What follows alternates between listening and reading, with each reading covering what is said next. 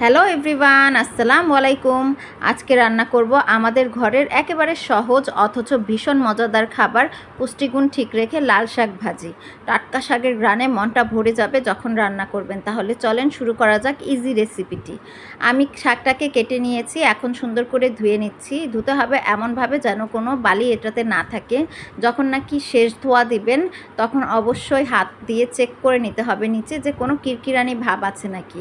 এরপর একটা প্যান নিয়ে তাতে খাঁটি সরিষার তেল দিয়েছি এবং এটাতে পেঁয়াজ, রসুন, কাঁচামরিচ এবং একটা শুকনো মরিচ কেটে দিয়েছি। এটাকে এখন সুন্দর করে ভেজে নিতে হবে ঠিক ব্রাউনিশ করে।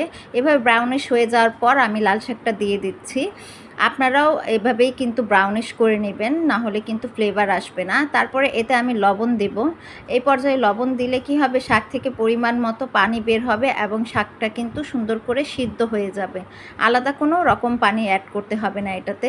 মাঝখানে আর একবার আপনি সুন্দর করে নেড়ে নিতে হবে, তাই আমি ঢাকনাটা খুলে সুন্দর করে নাড়াচাড়া দিয়ে নিচ্ছি।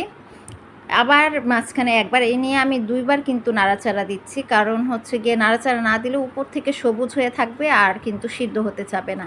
তো নাড়াচাড়া দেয়া হয়ে গেছে। এখন দেখেন লাল শাকের কিন্তু তেলটা উপরে চলে আসছে, তো এই সময় বুঝে নিতে হবে যে হয়ে গেছে। এখন আমার যে সময় শাকটা রান্না করতেছিলাম তখন কিন্তু বাইরে অনেক বৃষ্টি হচ্ছিল, তো বৃষ্টির মধ্যে লাল শাক রান্নাটা খুবই ভালো লেগেছে। আমার ভিডিও যদি ভালো লাগে এবং আমার রান্না যদি মায়ের রান্না মনে হয় আর তাহলে অবশ্যই একটা লাইক দিবেন এবং এরকম একটা নতুন নতুন রান্নার ভিডিও পেতে অবশ্যই আপনি আমার চ্যানেলটাকে ফলো দিয়ে বা সাবস্ক্রাইব করে পাশে থাকবেন। মা এবং রান্না, এটা কিন্তু অনেক সুন্দর একটা কম্বিনেশন। তো আমার যদি মায়ের রান্না মনে করিয়ে থাকি তাহলে অবশ্যই আমার পাশে থাকবেন।